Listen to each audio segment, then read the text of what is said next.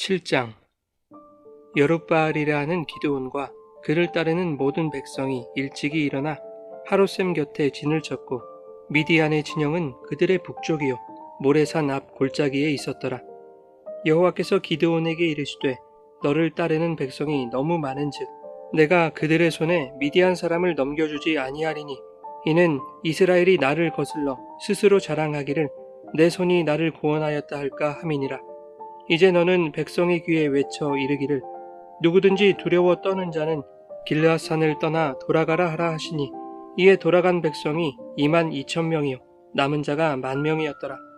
여호와께서 또 기드온에게 이르시되 백성이 아직도 많으니 그들을 인도하여 물가로 내려가라. 거기서 내가 너를 위하여 그들을 시험하리라. 내가 누구를 가리켜 내게 이르기를 이 사람이 너와 함께 가리라 하면 그는 너와 함께 갈 것이요 내가 누구를 가리켜 내게 이르기를 이 사람은 너와 함께 가지 말 것이라 하면 그는 가지 말 것이라 하신지라. 이에 백성을 인도하여 물가에 내려가매 여호와께서 기드온에게 이르시되 누구든지 개가 핥는 것 같이 혀로 물을 핥는 자들을 너는 따로 세우고 또 누구든지 무릎을 꿇고 마시는 자들도 그와 같이 하라 하시더니 손으로 움켜 입에 대고 핥는 자의 수는 300명이요 그 외의 백성은 다 무릎을 꿇고 물을 마신지라. 여호와께서 기드온에게 이르시되 내가 이 물을 핥아먹은 300명으로 너희를 구원하며 미디안을 내 손에 넘겨주리니 남은 백성은 각각 자기의 처소로 돌아갈 것이니라 하시니 이에 백성이 양식과 나팔을 손에 든지라. 기드온이 이스라엘 모든 백성을 각각 그의 장막으로 돌려보내고 그 300명은 머물게 하니라. 미디안 진영은 그 아래 골짜기 가운데 있었더라. 그 밤에 여호와께서 기드온에게 이르시되 일어나 진영으로 내려가라. 내가 그것을 내 손에 넘겨주었느니라. 만일 내가 내려가기를 두려워하거든 내 부하 부라와 함께 그 진영으로 내려가서 그들이 하는 말을 들으라. 그 후에 내 손이 강하여져서 그 진영으로 내려가리라 하시니 기드온이 이에 그의 부하 부라와 함께 군대가 있는 진영 근처로 내려간즉 미디안과 아말렉과 동방의 모든 사람들이 골짜기에 누웠는데 메뚜기의 많은 수와 같고 그들의 낙타의 수가 많아 해변의 모래가 많음 같은지라. 기드온이 그곳에 이른즉 어떤 사람이 그의 친구에게 꿈을 말하여 이르기를 보라 내가 한 꿈을 꾸었는데 꿈에 보리떡 한 덩어리가 미디안 진영으로 굴러들어와 한 장막에 이르러 그것을 쳐서 무너뜨려 위쪽으로 엎으니 그 장막이 쓰러지더라. 그의 친구가 대답하여 이르되 이는 다른 것이 아니라 이스라엘 사람 요아스의 아들 기드온의 칼이라. 하나님이 미디안과 그 모든 진영을 그의 손에 넘겨주셨느니라 하더라. 기드온이 그 꿈과 해몽하는 말을 듣고 경배하며 이스라엘 진영으로 돌아와 이르되 일어나라 여호와께서 미디안과 그 모든 진영을 너희 손에 넘겨주셨느니라 하고 300명을 세 대로 나누어 각 손에 나팔과 빈 항아리를 들리고 항아리 안에는 횃불을 감추게 하고 그들에게 이르되 너희는 나만 보고 내가 하는 대로 하되 내가 그 진영 근처에 이르러서 내가 하는 대로 너희도 그리하여 나와 나를 따르는 자가 다 나팔을 불거든 너희도 모든 진영 주위에서 나팔을 불며 이르기를 여호와를 위하라 기드온을 위하라 하라 하니라. 기드온과 그와 함께한 100명이 이경초에 진영 근처에 이른즉 바로 파수꾼들을 교대한 때라. 그들이 나팔을 불며 손에 가졌던 항아리를 부수니라. 세 대가 나팔을 불며 항아리를 부수고 왼손에 횃불을 들고 오른손에 나팔을 들어 불며 외쳐 이르되 여호와의 기드온의 칼이다 하고 각기 제자리에 서서 그 진영을 에워싸매 그 온 진영의 군사들이 뛰고 부르짖으며 도망하였는데 300명이 나팔을 불 때에 여호와께서 그 온 진영에서 친구끼리 칼로 치게 하심으로 적군이 도망하여 스레라의 벳시다에 이르고 또 닷밭에 가까운 아벨모올라의 경계에 이르렀으며 이스라엘 사람들은 납달리와 아셀과 온 므낫세에서부터 부름을 받고 미디안을 추격하였더라. 기드온이 사자들을 보내서 에브라임 온 산지로 두루 다니게 하여 이르기를 내려와서 미디안을 치고 그들을 앞질러 벳바라와 요단강에 이르는 수로를 점령하라 하매 이에 에브라임 사람들이 다 모여 벳바라와 요단강에 이르는 수로를 점령하고 또 미디안의 두 방백 오렙과 스앱을 사로잡아 오렙은 오렙 바위에서 죽이고 스앱은 스앱 포도주 틀에서 죽이고 미디안을 추격하였고 오렙과 스앱의 머리를 요단강 건너편에서 기드온에게 가져왔더라.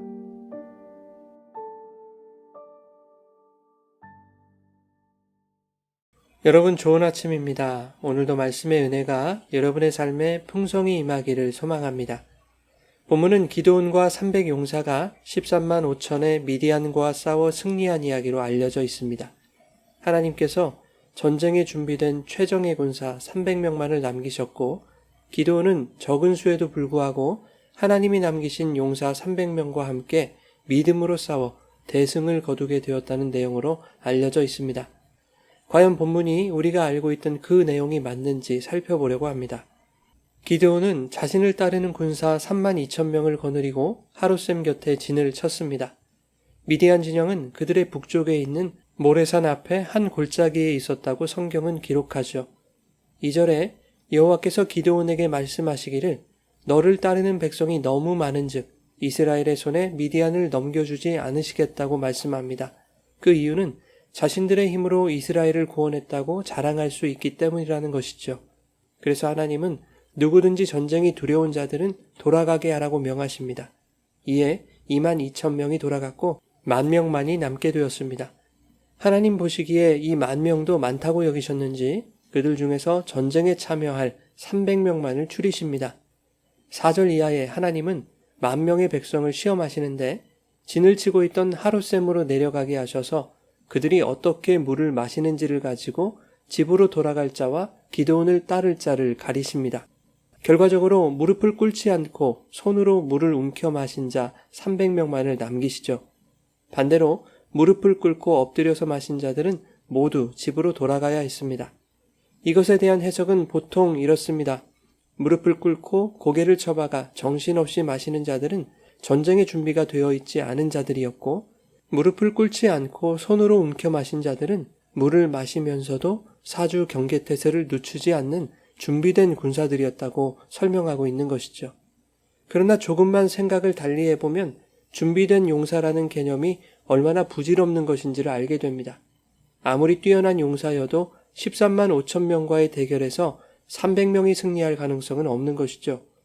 하나님이 이스라엘의 군사를 반복하여 줄여가시는 것은 이 전쟁이 가능성 없는 인간의 싸움이 아니라는 것을 말씀하고 있는 것입니다. 이 전쟁에서 인간이 기여할 수 없는, 인간에게 기대할 수 없는 그들의 불가능한 현실을 보여주고 계시는 것입니다. 하나님이 이스라엘을 시험하신 장소는 미디안 진영 근처가 아니었습니다. 이스라엘이 진을 쳤던 하룻샘 물가였습니다.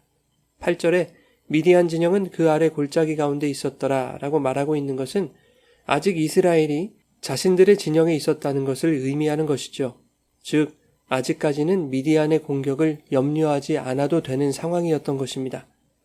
하나님은 마음 놓고 물을 마신 9,700명을 집으로 돌려보내시고 자기 진영에서조차도 마음을 놓지 못하고 두려움에 떨며 혀로 물을 핥는 나약한 자 300명만을 남겨두신 것입니다. 그래서 정확히 표현하자면 기드온과 300용사가 아닌 300겁쟁이들이었던 것이죠. 즉 미디안과의 전쟁은 이렇게 연약한 약골들의 싸움이 아니라 용사이신 하나님이 싸우시는 전쟁임을 다시 한번 보여주는 것입니다. 9절에 그 밤에 하나님은 기드온에게 미디안 진영으로 내려가라고 명하십니다. 그러나 기드온은 두려워했습니다. 기껏 남겨두신 군사가 300명의 겁쟁이들이었으니 두려워할 만했던 것이죠. 하나님은 기드온에게 만일 싸우기가 두렵거든 부하인 부라와 함께 진영으로 내려가서 적병들이 하는 대화를 들어보라고 하시죠. 그러면 힘이 날 것이다.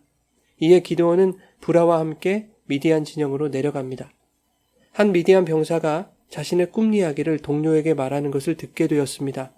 내용인즉 꿈에 보리떡 한 덩어리가 미디안 진영으로 굴러들어와서 한 장막을 쳐서 무너뜨렸다는 것입니다. 그러자 14절에 꿈 이야기를 듣던 동료가 이렇게 해몽을 하죠. 그의 친구가 대답하여 이르되 이는 다른 것이 아니라 이스라엘 사람 요아스의 아들 기드온의 칼이라. 하나님이 미디안과 그 모든 진영을 그의 손에 넘겨주셨느니라 하더라. 기드온이 이 해몽을 듣고 여호와께 경배합니다. 그리고 미디안을 치게 되죠. 미디안 군사의 꿈과 그들이 하는 대화 그리고 해몽, 이 모두는 하나님이 계획하신 일입니다. 심지어 적진의 일개 병사가 기드온의 아버지의 이름까지 알고 있다는 것은 의아스럽지 않습니까? 하나님이 설계하신 이름이 분명한 것이죠. 해몽에 의하면 한 장막을 쳐서 쓰러뜨린 그 보리떡 한 덩어리는 기드온의 칼이라고 말하고 있죠. 그러나 이것이 기드온의 힘으로 미디안을 쓰러뜨린다는 의미가 아니라는 것을 이어지는 말씀에서 알 수 있습니다. 하나님이 미디안과 그 모든 진영을 그의 손에 넘겨주셨다라고 말씀하죠. 기드온이 쥐고 있는 칼은 바로 하나님이라는 것입니다. 에베소서 6장의 전신갑주에서 영적 전쟁에 있어 공격 무기는 성령의 검밖에 없습니다. 그래서 에베소서 6장 17절에는 성령의 검, 곧 하나님의 말씀을 가지라고 하시죠. 기드온이 들고 있는 칼은 유일한 공격 무기, 하나님의 말씀이라는 것을 알 수 있는 것입니다. 그런가 하면 보리떡이 굴러와서 장막을 쳤다는 것은 무엇을 의미하는 것일까요? 레위기 23장에서 하나님은 이스라엘에게 너희가 가나안에 들어가거든 곡물을 거둘 때에 첫 이삭 한 단을 바치라고 명하십니다. 바치기 전에는 그것을 생으로든 볶아서든 떡을 해서든 먹지 말라고 하셨습니다. 심지어 너희 대대로 지킬 영원한 규례라고 말씀하셨죠. 이스라엘이 곡물을 수확했다는 것은 하나님이 이스라엘에게 언약하신 대로 그들이 약속의 땅에 들어왔다는 것을 의미합니다. 광야에서는 농사를 지을 수 없었기 때문에 만나를 주셨지만 이스라엘이 가나안 땅에 들어가자 하나님이 만나를 끊으시고 땅의 수확물들을 먹게 하셨죠. 내가 너희에게 약속한 대로 가나안을 기업으로 주었으니 너희도 내가 명령한 그 곡식의 첫 이삭 한 단을 바치면서 이 모든 것이 하나님의 약속에 의해 주어진 은혜의 선물임을 기억하라는 것이죠. 그 곡식의 첫 이삭인 보리따는 고린도전서 15장 20절에 잠자는 자들의 첫 열매가 되신 예수 그리스도를 상징합니다. 그 예수 그리스도라는 떡이 대적을 치는 이야기가 오늘의 본문 내용입니다. 요한복음 6장에 그 보리떡 이야기가 나오죠. 바로 오병이어의 기적입니다. 그런데 주님은 그 떡이 바로 나 예수 그리스도를 의미하는 것이라고 말씀하시죠. 너희 조상들은 만나를 먹었어도 죽었거니와 나는 하늘에서 내려오는 살아있는 떡이니 이 떡을 먹으면 영생하리라. 그러니 썩을 양식을 위하여 일하지 말고 영생하도록 있는 양식을 위하여 일하라. 그 일은 보내신 자를 믿는 것이다. 이것이 요한복음 6장에 나와 있는 떡에 대한 말씀이죠. 하나님의 전쟁은 당신의 말씀으로 대적의 장막을 부수는 전쟁입니다. 이 대적은 세상을 의미하기도 하지만 그보다 먼저 하나님을 신뢰하지 못하는 우리들의 불신앙이라는 장막을 말하는 것이지요. 영생하도록 있는 양식을 위하여, 즉 최후 승리를 위하여 우리가 할 수 있는 일은 하나님이 보내신 자, 보리떡의 생명으로 오신 예수 그리스도를 믿는 것입니다. 그러나 여전히 칼자루는 내 손 안에 있다고 생각하고 썩을 양식을 위해 일하는 그러한 자들의 불신앙의 장막을 보리떡이 치고 들어와서 무너뜨리는 것이 오늘 본문의 내용이죠. 자, 이제 해몽을 듣고 용기를 얻은 기드온은 드디어 출정을 합니다. 300명을 세 대로 나누어 각각 손에 나팔과 항아리를 들고 항아리 안에 횃불을 감추어서 미디안 진영으로 나아가죠. 여러분, 나팔과 항아리는 결코 전쟁의 도구가 될 수 없습니다.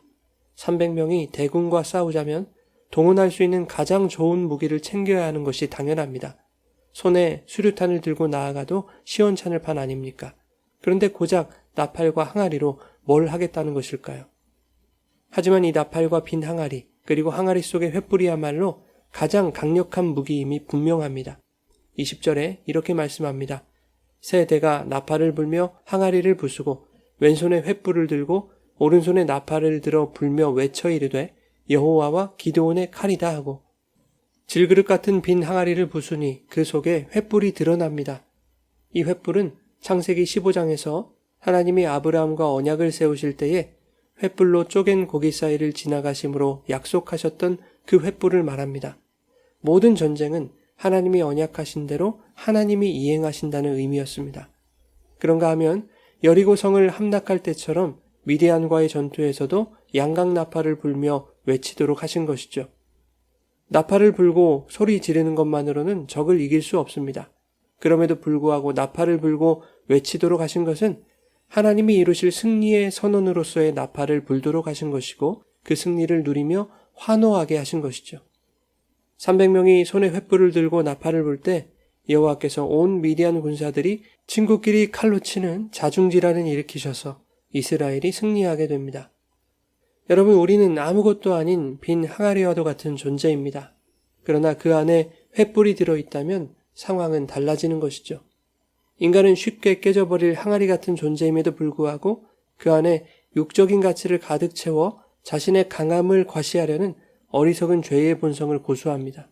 그러나 하나님은 보리떡이신 예수 그리스도로 그들을 치고 들어오셔서 고집스런 죄의 장막을 부수는 것입니다.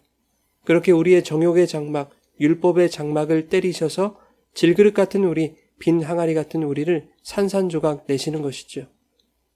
연약한 나의 실체를 깨닫고 또한 세상을 이길 방도가 나에게는 없음을 깨닫고 주님 앞에 나의 자존심과 의로움, 나의 자격과 가능성을 내려놓을 때, 즉 주님 앞에서 내 존재가 산산조각 날 때 비로소 우리는 깨진 그릇 사이로 새어나오는 보배로운 횃불을 보게 될 것입니다. 사랑하는 여러분, 오늘도 내 뜻과 내 힘이 아닌 세상의 힘의 논리가 아닌 깨어진 나를 통해 역사하실 주님을 기대하고 소망할 때 질그릇 안에 있던 보배이신 주님, 빈 항아리 안에 들어있던 횃불이신 하나님의 언약이 우리의 인생을 승리로 인도하실 것을 믿고 찬송으로 승리의 나팔을 부는 복된 삶이 되시기를 예수님의 이름으로 축원합니다.